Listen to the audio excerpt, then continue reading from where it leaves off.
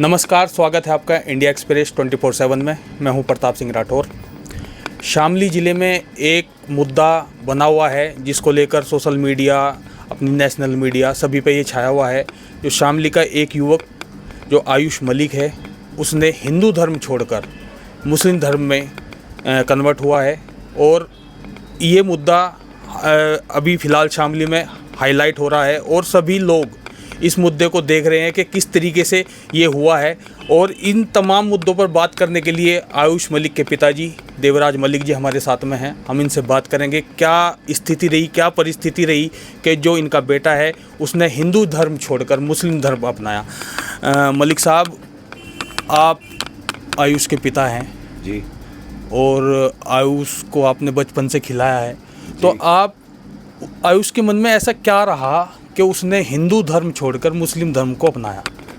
उसके मन में ऐसी क्या स्थिति रही, किस तरीके से वो मुस्लिम धर्म की तरफ अपना उसका ध्यान लगा, किस तरीके से हुआ?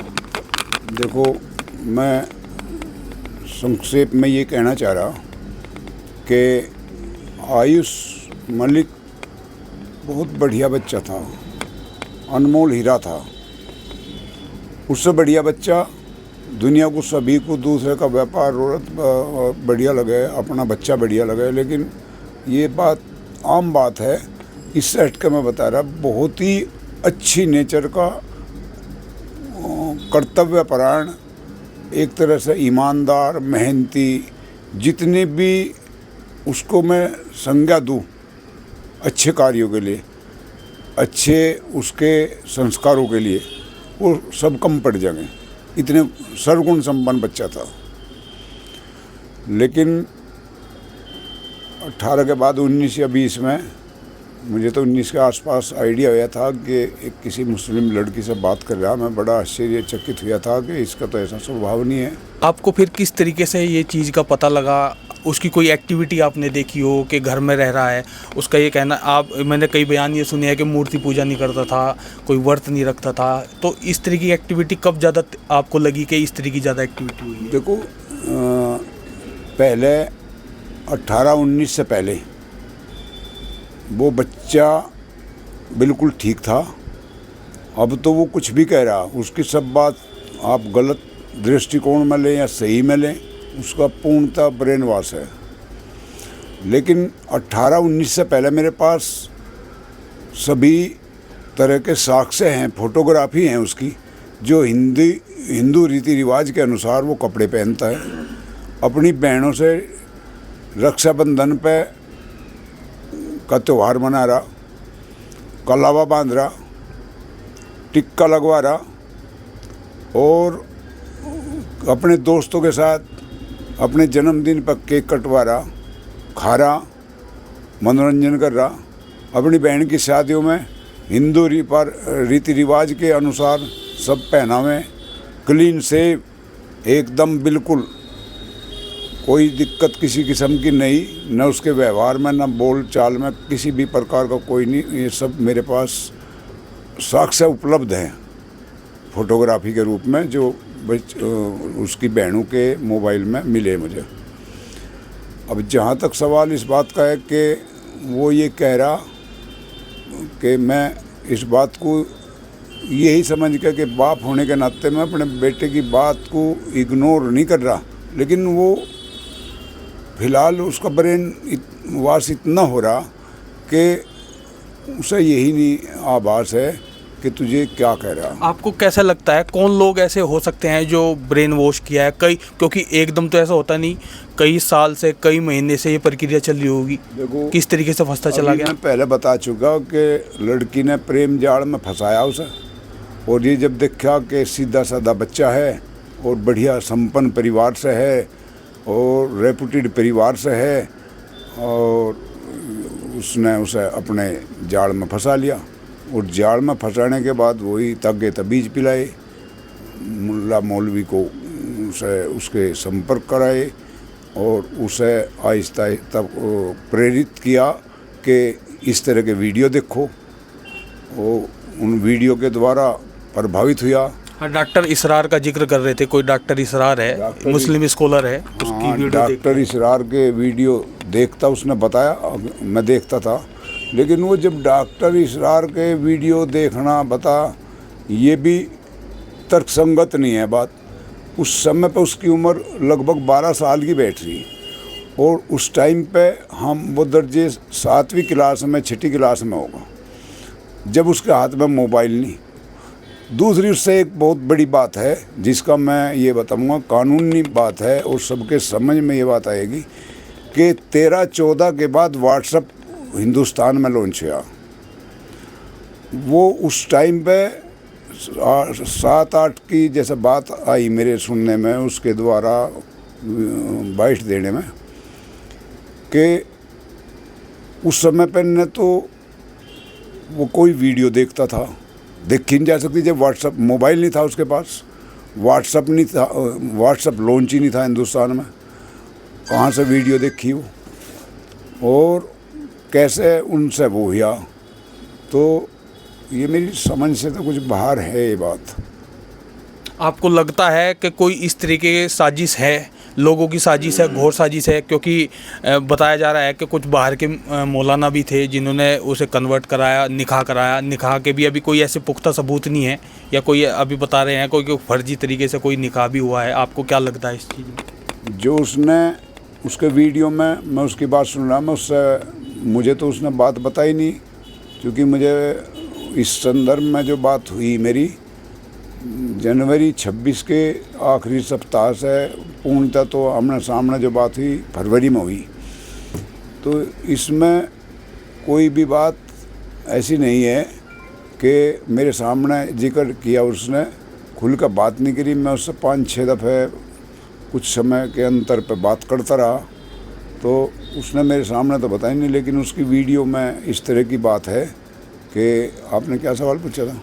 उनका ये भी कहना था कि मेरे घर पे मेरी माताजी को पता था और सिवई भी खाती थी, और वे कहती थी तुम्हारे लिए कहीं से वहाँ से शादी कर देंगे, कोई भी कर लेंगे, तेरी मनपसंद की शादी कर लेंगे। इस तरह का बयान भी उन्होंने दिया है। नहीं, बयान दिया उसने अपनी माँ के सामने, जब मैंने कहा कि मुझे अपने दायित्व का निर्वहन करना, मेरी उम्र होगी, घर में मुझे बहू की ज़रूरत है और तेरी उम्र भी आगे दिक्कत करेगी और मैं शादी करना चाह रहा, तो उसने मुझे ये जवाब दिया कि ठीक है। पहले उसे मैं 5-7-10 दिन का टाइम दिया, फिर मैं जब बात कही कि तू बता, अगर तेरे मन में जैसे है वो बता मुझे, तो उसने ये कहा मैं मम्मी को बता दूँगा। उसने अपनी मम्मी को कहा, उसकी मम्मी ने जब अपनी मम्मी को उन्होंने कहा कि मैं इस लड़की से शादी करूं, जब उसकी मम्मी का आँख से कम दिखाई दे रहा था, अब तो ऑपरेशन हो गया, उसके बाद वो ही करा के लाया ऑपरेशन भी। ऐसा नहीं वो अपनी मम्मी से बहुत लगाव करे, बहुत। तो जैसा अब होगा, लेकिन उसने ये कहा कि ये लड़की है, उन्होंने कहा अगर जो भी तुझे पसंद है मैं तेरे पापा को कह दूंगी, वो ही डन है। लेकिन जब उनने दोबारा फिर कहा लो देख लो, कह लगे मैं क्या देख लूँ, लेकिन फिर भी उनने देखा। देखने के बाद उसे बुरके में लड़की दिखाई थी, उसने एकदम पीछे लौट की, तो फटाक से भाग करना पानी पिया, दवाई दी, बीपी देखा, शुगर देखा उसका। मम्मी आप घबराएगी बहुत जल्दी, और ऐसा ऐसी कोई बात नहीं है, आप घबराओ ना। तो ये सब बात होगी। उसके बाद वो घर से चला। दोपहर को जब मैं खाना खाने के लिए गया, उसकी मम्मी ने मुझे ये सब वार्ता बताई, आगे ये बात है। तो एक दिन बाद मैं काफ़ी शौक में चला, फिर मैं सोचा उससे बात करूं। मैं बहुत इमोशनल के हम दोनों मिल के बात करी, बहुत इमोशनल बात हुई, रोवा पिट्टी बहुत हुई कि तू हमें छोड़ के जा रहा, ऐसा कैसा काम चलेगा, हमने तुझे पाला पोसा। उसकी माँ ने कहा मैं तुझे अपनी कोख से जन्म दिया, पापा ने पढ़ा, पापा ने पढ़ा, और तू कैसे दूसरे धर्म में जा सके। मैं उसे फिर भी एक ऑप्शन खुला रखा कि जब वो अगर ऐसी स्थिति है तो एक काम कर ले, उस लड़की को भी थोड़ा आजमा के देख। तू इतना सब कुछ समर्पण करके उसके पास क्यों जा रहा? अपना घर परिवार, अपना व्यापार, सब समाज, सब कुछ छोड़ के ऐसा उस लड़की के अंदर क्या खूबी है? और जो तो कुछ दिन के लिए उसे भी आजमा के देख। उसे ये को मेरे पास जो मेरी संपत्ति मेरे पापा ने वापस ले ली, उसे कागज़ दिखा दे, और मेरे पास जो है तू धर्म पलट कर मेरे धर्म में, मैं तेरे धर्म में क्यों, तू मेरे धर्म में आ जा और शादी कर ले। मगर मुझे पसंद नहीं है, मुझे ये पसंद नहीं, लेकिन तेरी खुशी के लिए पसंद है, तेरी ज़िंदगी के और तेरी खुशी के लिए मैं जहर की घूंट पी लूँगा अगर ऐसी बात है। लेकिन वो उस पर सहमत नहीं हुआ। फिर मैं बार बार 5-6 दफ़े बात की तो कुछ सकारात्मक मुझे नतीजा मिला नहीं। अब इस बीच में फिर ये जो ये वीडियो जारी हुआ यशवीर महाराज जी के द्वारा, फिर इसमें थोड़ी सी बात आई। मैं जनपद शामली के पुलिस अधीक्षक जी के पास गया, अपनी पीड़ा बताई, उन्होंने कहा आप कानूनी कार्रवाई करो। अच्छा, आपको ये नहीं लगता था जिस समय आयुष नमाज भी पढ़ने के लिए जाता था, उसने बताया कि मैं 40 किलोमीटर दूर जुमे की नमाज़ पढ़ने जाता था, शाम को भी नमाज़ पढ़ता था, आपको परिवार में साथ रहता था जब इस तरीके कोई भनक ही नहीं लगी कि नमाज भी पढ़ता है? मुझे ये तो पता था कि आयुष गैरहाजिर काफ़ी रहे। उसका जवाब वो दे था कि 3-4 दफ़ा तो मैं मम्मी के पास आ जाऊँ अपनी माँ के, और इंसुलिन वगैरह लगान, दवाई दें, खाना दें, सब कुछ, और इसलिए गैरहाजिर रहे। फिर मैं कई बार देखा कि वो दुकान पे भी नहीं है और अपनी मम्मी के पास भी नहीं है। मगर देख दुकान पता नहीं कहीं काम में लग रहा है, उसे समझा के दुकान पर बैठा कर अपनी।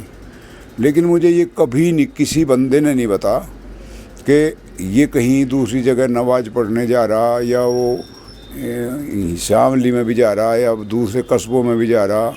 पता नहीं इतना समय वो कैसे निकल रहा था, कैसे कैसे मैनेज कर रहा था, कहीं मेरे संज्ञान में नहीं आई ये बात। अच्छा, उसने कहा कि भाई मैंने अपनी मर्जी से धर्म परिवर्तन किया है, चांदनी की इसमें कोई गलती नहीं है। चांदनी को, हालांकि चांदनी को उसके पिता को जेल भी भेज दिया, तो आज भी वो इसी चीज़ को बोल रहे हैं। बार बार इससे एक ही जवाब आ रहा कि जब ब्रेन वॉश है उस बच्चे का, वो क्या सवाल सही बताओ, अगर क्या करेगा। अगर उसका ब्रेन वॉश न होता तो कोई भी दुनिया का आदमी डिगा नहीं सकता कि अपने धर्म से बाहर चला जाए। इतना बता तो बहुत संस्कारिक बच्चा था, बहुत ही सभ्य, शालीन, मृदुभाषी, सब गुण संपन्न था। ये तो ब्रेन वॉश हो रहा है, अब कुछ ही कहूँ। अच्छा, एक लोगों की जो सोशल मीडिया पे भी चल रहा है, लोगों की जुबान में कोई चर्चित डॉक्टर का भी नाम इसमें आ रहा है, कोई चर्चित शामली का डॉक्टर है, उसका भी नाम चल रहा है। आपको क्या लगता है? देखो, उसमें चर्चित डॉक्टर खुर्शीद अनवर का नाम है। डॉक्टर खुर्शीद अनवर का मुझे कहीं तक सवाल नहीं। डॉक्टर खुर्शीद अनवर मेरे इस प्रतिष्ठान भारत मेडिकल स्टोर के सामने रह कर गए कई साल, यहीं बैठे। लेकिन जब तक आयुष पढ़ाई का काम कर रहा था, उनका कोई परिचय बाद में अगर हुआ, मुझे नहीं पता इस बात का। लेकिन मैं फ़ोटो, अब जो वीडियो आ रही, फ़ोटो आ रहे, उनकी बराबर में खड़ा, मंदिर में, मस्जिद में कोई भी आदमी जा रहा, अपनी पूजा अर्चना करने के लिए गए, लाइन में लग गए। मेरी तो सोच ये है कि इससे कोई संपर्क है नहीं। अगर कोई अलग बात हो कहीं से, क्योंकि उसमें ये कारण आ रहा, मैं इस पर भी थोड़ा सा अपना दिमाग लगा के देखा कि उसने डॉक्टर खुर्शीद को एक दिन तो इस बात पर घेरेगा, दूसरे दिन किसी और बात पर घेरेगा कि वो भी धर्म अलग जाति में शादी के लिए परिवार के किसी बंदे के, तीसरे नंबर पे वो किसी असला वगैरह के चक्कर में। इसका मतलब भिन्न भिन्न अलग अलग, कुछ लोगों द्वारा नैरेटिव भी फैलाया जाता है, वो तो सोशल मीडिया है, अलग अलग दिनों में अलग अलग तरह की बातें आ रही। वो कुछ मेरे दिमाग से समझ से बाहर नहीं, चूँकि अगर कोई ठोस साक्ष्य किसी के पास था तो एक ही बात पर अडिग रहता। वो रोजाना अलग अलग तरह के आरोप आ रहे, इसका मतलब ये कुछ मनगढ़ंत कहानी है कोई।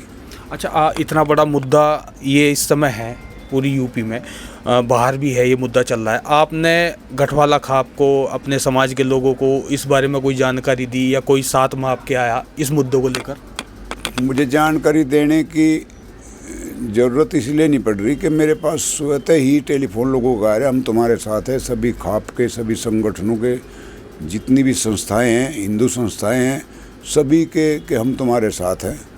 तो इसलिए मुझे ये कहने की ज़रूरत ही नहीं होने दे रहे लोग। आपको लगता है कि आयुष दोबारा से घर वापसी होगी आयुष की? लगता है आपको? कोई विश्वास है, कोई इस तरह विश्वास हो के आप विश्वास के साथ कह सकते हैं? हाँ, आयुष के उसकी सोच के ऊपर बात है ये कि वो हमारे ऊपर तरस खावे। उन्हें ये तो पता ही है। मैं ये नहीं कहता कि वो धर्म पलट के वो टोटल, ये उनकी बात है। वो बार बार ये भी कहता है, अपनी माँ को भी कहा, मम्मी मैं मम्मी पापा को नहीं छोड़ सकता, मैं दोनों में रहूँगा, मैं तुम्हें भी नहीं छोड़ सकता। उन्हें भी ये भी बात कही उसने। लेकिन अब ये बात तो भविष्य के गर्भ में है कि कल ऊपर वाले को क्या स्वीकार है, ये अच्छे के लिए हो रहा या बुरे के लिए हो रहा, वो क्या सोच रहा, क्या हमारे बारे में कुछ ना कुछ तो ज़रूर सोचेगा। अब भाई तेरे मम्मी पापा हैं, तेरी बहन है, उनके बच्चे हैं, तो अपने परिवार रिश्तेदार के बारे में कुछ तो सोचेगा। मेरे हिसाब से ऐसा तो है नहीं। वो उसके ऊपर रेनवास का तो पूरा प्रभाव है इसमें, तो कोई उसकी वीडियो से सबको पता है। अब देखते हैं जैसे भी हो। हम तो मन्नत मांग रहे ऊपर वाले से। जिस दिन से फरवरी से लगे मैं सब तरह के पूजा अर्चना कर रहा, जितनी भी पाठ और संबंधी ये हैं मन्नतें मांग रहे सभी परिवार के लोग कि अपने घर वापसी हो जाए इसकी। 12 तारीख में यशवीर महाराज ने भी ऐलान कर रखा है हिंदू महापंचायत का, तो उसको लेकर आप क्या कहेंगे? नहीं, वो तो काम कर रहे, वो तो हिंदू जाति के लिए भी, इसके लिए, आयुष के लिए बहुत काम कर रहे वो, और मैं उनका आभारी हूँ इस बात के लिए। और मैं इस बात के लिए आभार प्रकट करते धन्यवाद भी देना चाहूँगा। लेकिन अभी उनकी योजना के बारे में मेरी कोई बात तो होती नहीं उनसे।